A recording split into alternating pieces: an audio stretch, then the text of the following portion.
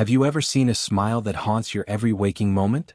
I hadn't, until I found it staring back at me from the dark corner of my childhood home. I'm not a believer in curses or haunted relics, but sometimes the world forces you to reconsider everything you thought you knew. My name is Daniel, and until that fateful autumn, I'd led an ordinary life. I grew up in a modest house on the outskirts of a small Midwestern town, a place where time seemed to slow and secrets whispered through the cracks in the walls. That is where I first encountered the puppet. I had returned home to settle my late aunt's estate.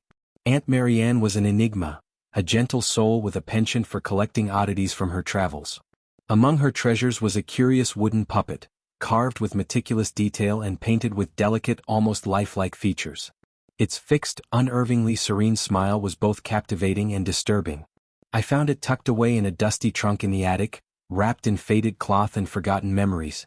I didn't know then that this innocuous relic would unravel the fabric of my reality. The moment I laid eyes on the puppet, a chill ran down my spine. I remember the sensation distinctly, as if someone had brushed a cold hand against the back of my neck. That night, I placed the puppet on my dresser, dismissing the eerie feeling as mere nostalgia mixed with the heavy air of the old house. But as midnight crept in, I awoke to a soft, almost imperceptible sound. At first, I thought it was the wind rustling through the eaves, but then I noticed a subtle movement in the corner of my room. There, in the faint glow of my nightlight, the puppet's smile seemed to widen imperceptibly, a slow, deliberate change that sent shockwaves of dread through my body. The first night was the worst. I lay in bed, paralyzed by a fear I couldn't name. I tried to convince myself it was a trick of my imagination, a side effect of grief and exhaustion. Yet as the hours wore on, I began to hear whispers, soft and raspy, emanating from the direction of the puppet. I mustered the courage to approach it, the floor creaking beneath my hesitant steps. When I reached out to touch it, my hand recoiled as if burned by an invisible flame. The whispering stopped abruptly, replaced by an oppressive silence that screamed of things unsaid. I forced myself back into bed, but sleep was elusive. Every creak, every rustle of fabric was magnified in the darkness. Days turned into weeks, and the atmosphere in the house grew increasingly oppressive. I started noticing oddities that defied explanation, a door that wouldn't lock, shadows that lingered a little too long, and the inexplicable sensation of being watched. The puppet, however, remained the epicenter of my growing terror. It wasn't just the unnatural smile, it was the way its eyes, tiny dark voids, seemed to follow me, glimmering with a life of their own. I began to question my sanity, wondering if the stress of dealing with the estate was playing tricks on me. But then one evening everything changed. It was a cold, rain-soaked night, and I was alone in the silent house.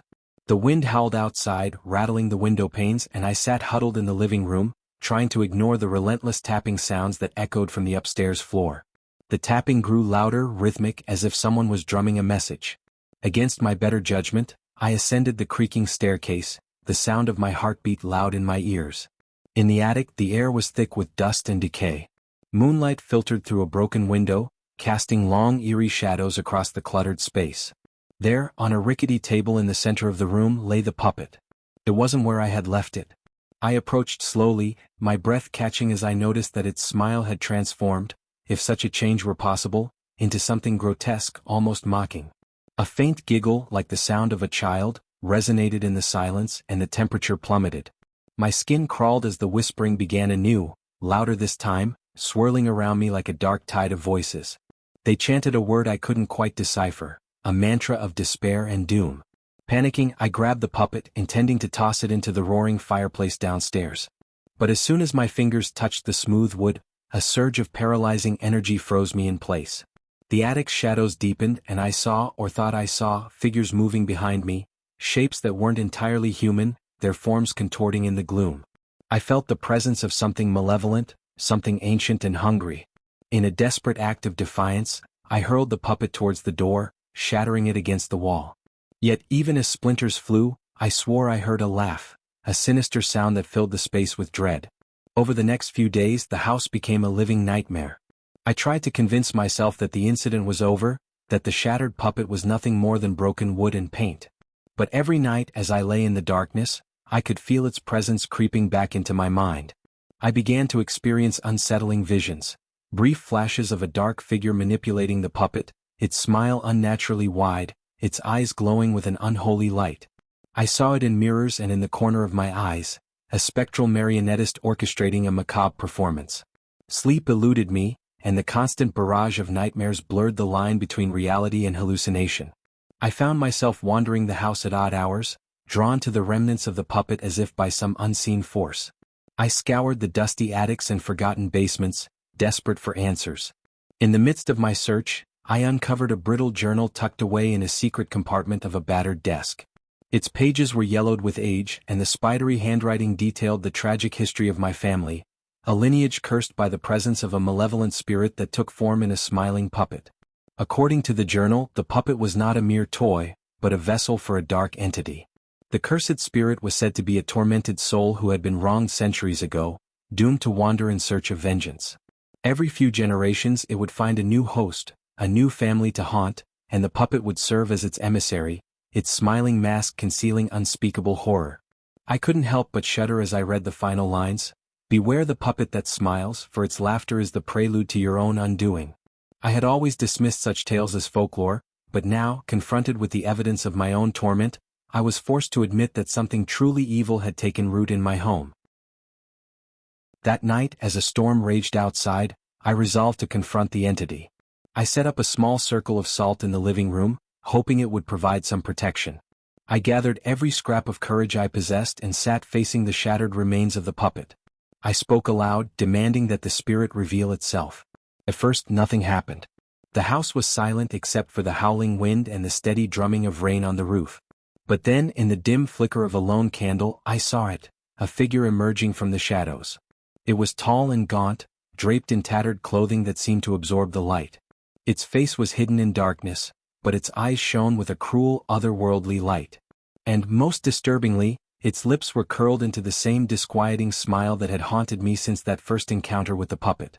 In that moment my heart nearly stopped. The figure raised a hand, beckoning me forward. Every instinct screamed at me to run, yet I found myself rooted to the spot, unable to tear my gaze away. The whispers returned, louder and more insistent, a chorus of voices that seemed to echo from the very walls of the house. I felt as if the entity was speaking directly into my soul, unraveling every secret, every hidden fear. The air grew thick with dread, and the salt circle began to crack, its protective power waning under the onslaught of the malevolent force. Suddenly, the figure stepped forward, and I realized with a shock that it was holding something. Clutched in its bony fingers was a small, intricately carved puppet, its eyes dark voids, its smile impossibly wide. My blood ran cold as I recognized it as the very puppet that had tormented me. But now it was more than just a lifeless toy. It seemed to pulse with a dark energy as if it were alive. The figure's voice, low and guttural, filled the room. You cannot escape what is already bound to you. In that instant the room spun into chaos. The walls groaned and the floor trembled beneath my feet. I felt as if the house itself was coming alive, a living entity determined to claim me as its own. The figure advanced, and the puppet's eyes blazed with a fierce light. I tried to scramble backward, but the shadows reached out and held me fast. I could see nothing but darkness and the relentless smile of that cursed puppet. My screams were swallowed by the cacophony of shattering glass and collapsing walls. Then, as suddenly as it had begun, the chaos subsided. I found myself alone in a silent, ruined room. The entity was gone, the puppet nowhere to be seen. I was left trembling in the aftermath, my mind reeling with questions. Had I merely imagined it all? Was the figure real, or was it just a manifestation of my own terror? I couldn't tell. The only certainty was that something ancient and malicious had made its mark on my soul, a mark that could never be erased.